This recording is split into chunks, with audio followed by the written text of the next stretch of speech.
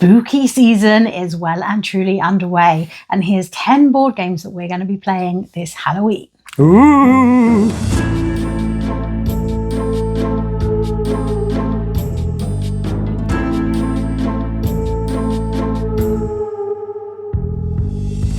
Welcome to Box Meeples, I'm Julian and this is Libby, and by the light of a full moon, as the pumpkins dance and the ghouls rise from the graves, we should be playing 10 spooky board games ideal to play at this Halloween time. Yes, I'm excited.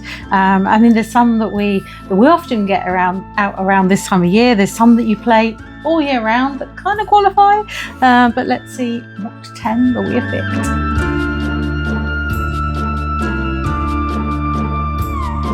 Oh, come on, you knew it was going to be Final Girl somewhere on this list. It's on everyone's best games to play at this time of year and is one of my favourite solo games. So, of course, I was going to pick Final Girl. Now, I could tell you all about how you can mix and match all different films and Final Girls and Killers to have almost an infinite combination of different games.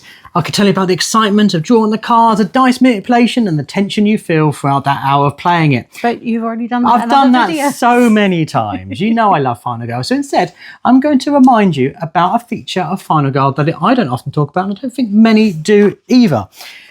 There's a scenario mode in Final Girl. Did you know this? I've never played the scenario mode, so no. So if you bought a season pass, or you can buy them individually, there is actually a scenario book you can get that goes through each of the killers and sets you up on various games you can play. It dictates which killer you should use where, and it dictates which starting event cards you have. It manipulates the deck in certain ways and chooses certain items. And excitingly, there's a story that goes through it. There's a spooky story. Always spooky. In fact, they are worth bearing in mind that there is some colourful language and some very graphic descriptions in these scenarios. Now, you can get it in this book, which you might already have. You have the big season boxes, but you can also get it on the Final Girl app, which is probably a cheaper way to buy it. So if you're using that, just purchase the season for the killer you want to do, and then follow those games that will take you through step by step how to play each scenario.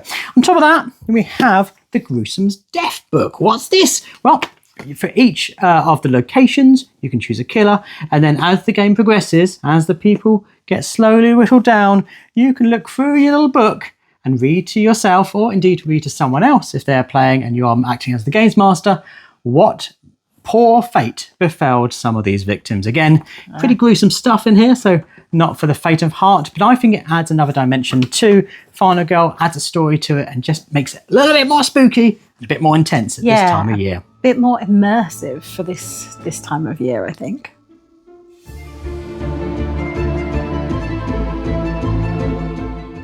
I'm starting off with the basics, I think, and we have recently been enticed into playing One Night Werewolf with the youngest in the family. It's very trendy with her school kids, not even us board gamers, throwing it that way, discovering werewolf themselves, and then we introduce them to ultimate one night, and they've really been enjoying that. And I think anyone who's enjoying watching Traitors lately, which is very popular on the telly, will understand the concept of what is happening here. And I think that I could also bunch in with this Blood on the Clocktower.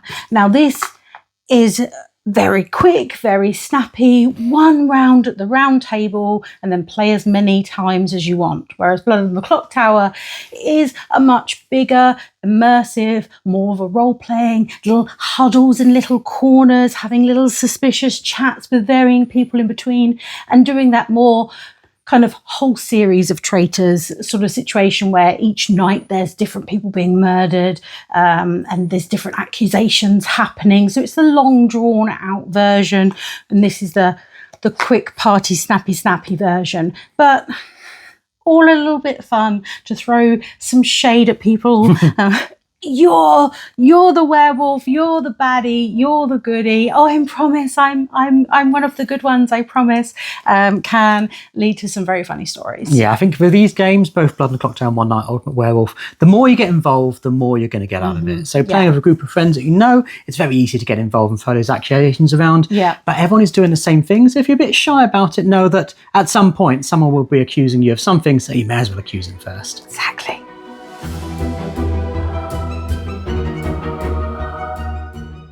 Of course, it isn't just Halloween at this time of year, it is also El Días de los Muertos, the Day of the Dead. And as the name would suggest, Day of the Dead is based on this celebration. In this, you're going to be placing dice in caskets, performing a casting action, shaking those caskets around, hopefully being able to progress your soul spirit, the dice, up the staircase to rejoin your familiar in the afterlife. Yeah, this is a beautiful game. It looks fantastic on the table and very quick to play, with a playtime around about half an hour, and very quick to explain. Only a 2-page rulebook. I do love those sort of situations. And it really is a case of luck against memory. You're putting your dice in those caskets knowing that not only you're going to be manipulating their position, but also other players will be. They'll be shaken up. You don't want to have too many dice in one place, because then if you might assassinate those dice and remove a lot of those pairs, which can be catastrophic if you're placing all your bets on one casket. Alternatively, if you start spreading your dice around, are you going to remember where they are all placed? No. I'm not. Really not. And what's fun is that when you are playing at smaller player counts, you have additional players in there that are kind of automated players, and they can win the game too, reminding you just how bad you are and how forgetful you are at manipulating dice. A really fun game to play. Not enough people talk about this game, and because it is so quick to play and so easy to explain, it's ideal for one of these kind of spooky parties around about this time of year. Yeah.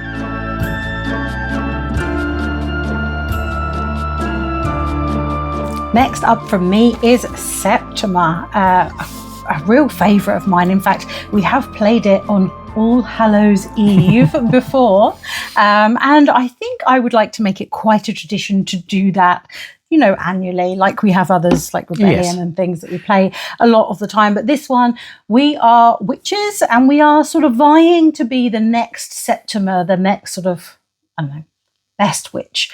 The problem is you've got to go out there and make all the potions and help people out, and obviously there's going to be some witch trials, and you're going to make sure the witches don't die, especially if they've come from your coven, because that can be quite punishing, because those witches are going to give you nice little different ways of acting in the game. Everyone's going to have different witches that will do different things, so you don't really want to lose one of those in a witch trial. So you're going to need to be sending people there, going out, making these potions, maybe going and speaking to the Septima, but that's going to raise some suspicions. It really does. Everyone in the town knows that she's a witch. So if you go to the witch, they're going to think you're a witch. And there's varying other things that are going to maybe raise your suspicion as a witch.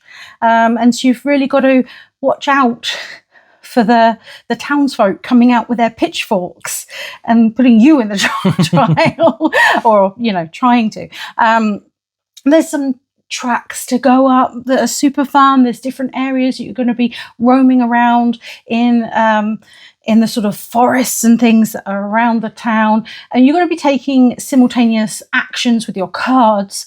And if they match up with other covens, you're going to get a better action. But again, that's going to raise your suspicion. So it's balancing what things you do when and how, balancing that suspicion so they don't come out after you, and making all those great potions and doing all the best witch work that you can in order to come out on top as the next Septima. It's a brilliant game.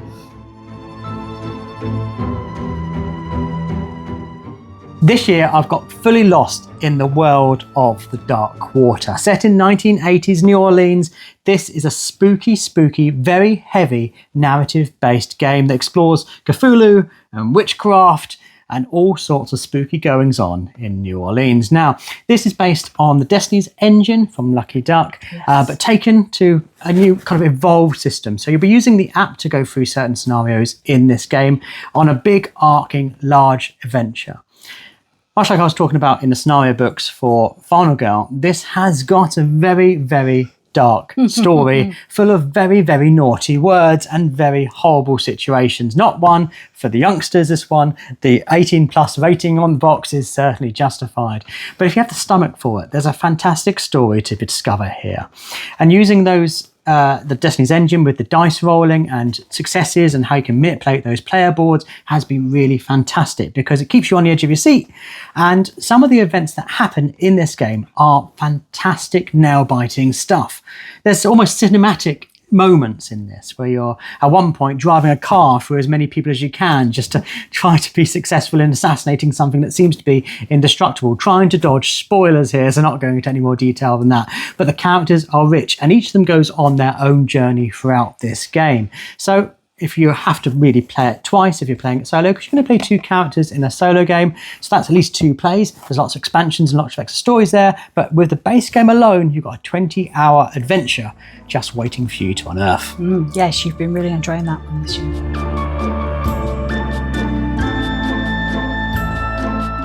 A 2-player game that we have loved for ages has varying versions, but there is definitely a Halloween-y version in BOOoop.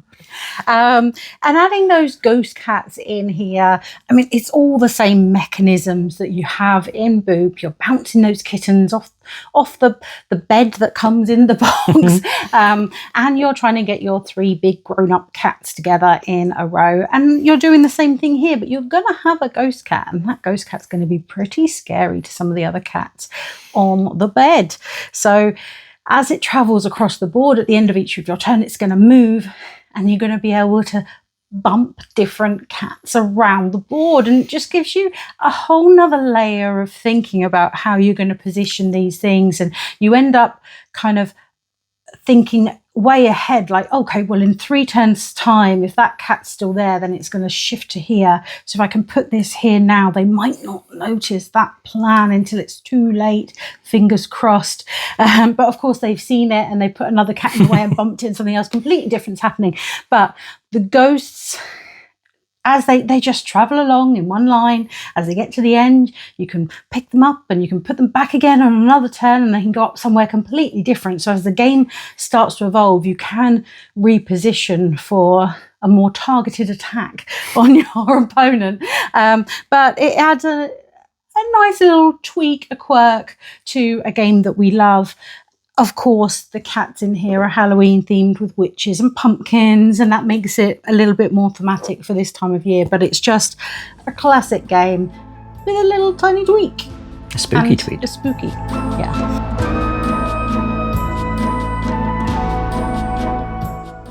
Continuing on the theme of slightly simpler games, much more family friendly than other ones I've been talking about, is Spooktacular. This has just come out from Level 99 Games this year. This is the Kickstarter version, but it's at retail now.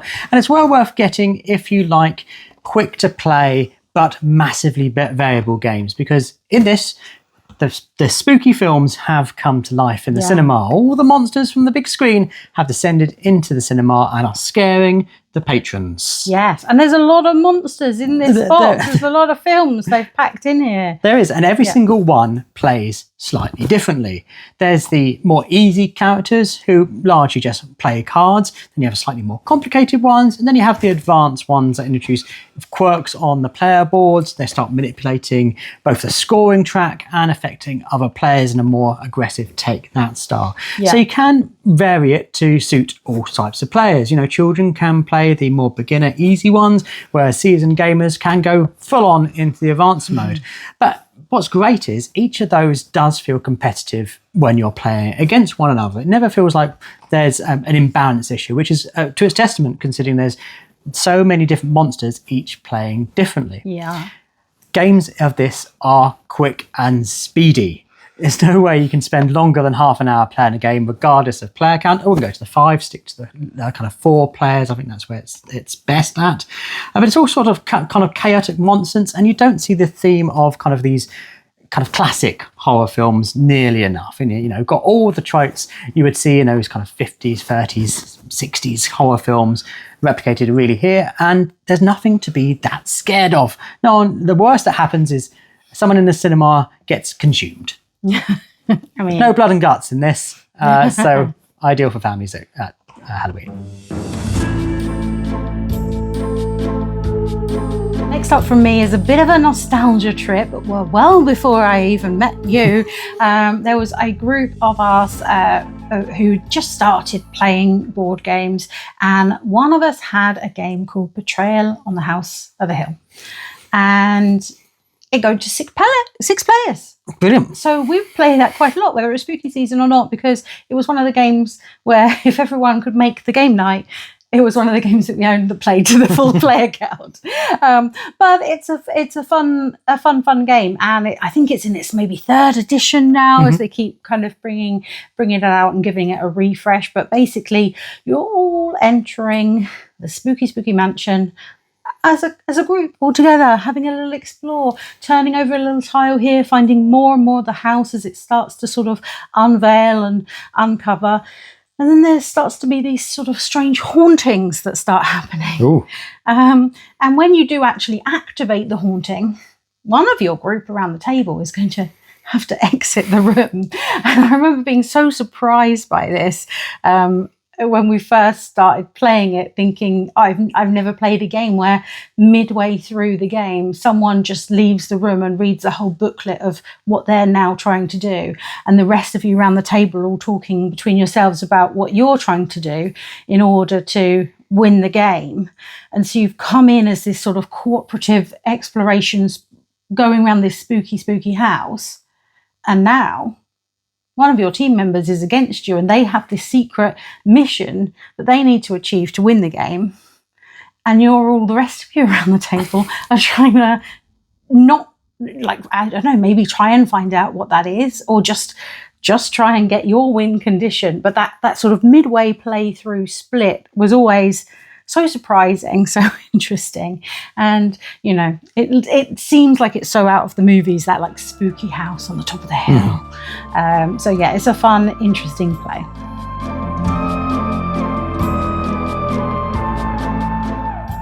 But even further back, I was also playing a spooky game. I was playing the game Atomosfear.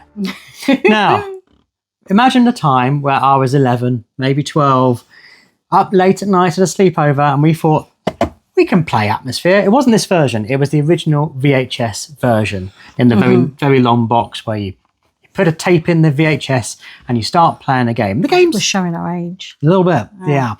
The game's a bit rubbish, to be honest. It's a roller move. You're moving around a board, collecting keys. Once you have one of each key, you can unlock the Cauldron of Fears, I think it's called, where you can hopefully rescue your greatest fear and win the game. Yes. If that's all the game was, it'd be rubbish. No one would ever care about this game. But on that VHS was some magic, because that lasted 50 minutes. And throughout the time playing the game, on the screen, you would get the gatekeeper shouting at you. And you'd have to respond with, "Yes, my gatekeeper." And he would instruct you to do certain things. If you hadn't responded in an appropriate way, you'd be punished. He'd pick on players. He's very insulting. He is. He kept calling us maggots. It was awful. Yes. How offensive and terrifying. Yes. But that moment when I was that age literally gave me nightmares. Probably because we were playing it so late. Probably because we'd had far too much sugar. Probably because it was more realistic at that time than it is now. Yeah. So I was thrilled when I got my hands on this version. Now, this is the DVD version. And it plays largely the same. It's got a slightly revised rule set. There's new cards in there to add a little bit more complexity to what was a very basic game before. But now it is on a DVD, or then it was on a DVD. You lose, maggots. And I remember seeing an interview with the actor who played the new version of the Gatekeeper, and he said they made thousands of lines. So theoretically, your experience through this on the DVD mode will be different every time. That's something the VHS could never do, where you always knew after first play when the Gatekeeper was going to scare you and terrify you into shouting obscene things at the TV. We played this recently with the girls. We did. And it was more of an experience than a game, but they actually thoroughly enjoyed it. They did. I think they enjoyed it for different reasons. They weren't scared. They were too busy laughing at the terrible graphics of this now slightly older game. But the enjoyment was there. Yes, and the enjoyment was because of the DVD and the person coming in saying, now you can do this, now you must stop this, and sort of guiding your gameplay. And I think also the way that ramps up the game and the speed. So you start off, it seems quite hard to get keys, and then they allow you to do more and more and more and more things, which is just like you end up with a whole... by the end, everyone gets a key. Just take a key. Have a key. Who hasn't got a key? You got a key now.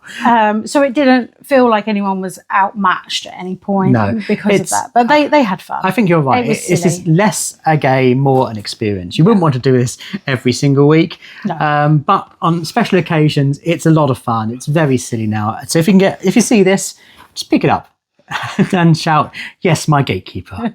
Always shout that.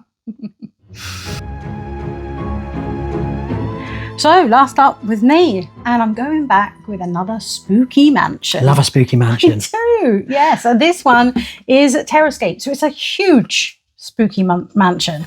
It's a spooky mansion that sort of immerses you in the table because it takes up that such great table presence, crossing like a huge screen between the players of the baddie, whichever one you're choosing, and then whoever else is playing on the other side of the table. And it is impressive, and I think part of that is to do with that build there. But basically, you're in someone else's house and they're not happy about it, and they're not a very nice person. They kind of like to do the murdering. They do. So if any of you or your team are going to die, you're all out. That's it. You're all out. Killer wins. You need to either find some keys, or you need to like radio someone and go, oof, man, we really shouldn't have gone in this dodgy mansion. Like, can someone come and save us now? And there's going to be ways you're going to be picking up like tools and different things that are going to help you out along the way. And the characters have different abilities, particularly if they pick up certain tools that sort of align with those, it's going to really help you out. But you're going to be traversing around this mansion, hoping that killer doesn't come swinging a chainsaw and get a bit ragey. And at the beginning, it all seems all right. And you're all sort of, yeah, just move here, just move there. But it gets such a lot of tension and it really ramps up. The more and more the killer walks around the house getting angry because you can tell there's little mice in his house, basically, the more powerful they become, the more crazy things they can do, the more they can move around. So you think you're safely huddled in a room and they're never going to know you're there because you haven't made any noise or anything. And then all of a sudden they come storming through the door, and also their ability to hurt you really ramps up as well. So it can get quite terrifying, and you can have to sort of alter your plans because someone's got a little bit hurt and they now really need to stay out of the way of this killer. So what you thought you would do with them to optimize their skill, you're going to have to just, change tack, and you can go through some secret tunnels and you can do all these things, but you're creeping around this mansion. And it is an experience with the tension that this game brings. It's fun. I think it's great when you're playing as multiple people playing as the survivors, and you end up having this kind of unspoken communication where you're gesturing and you're having to weigh up risk and reward. That's going to be really useful for us, but it's going to make so much noise. Don't worry, you do that.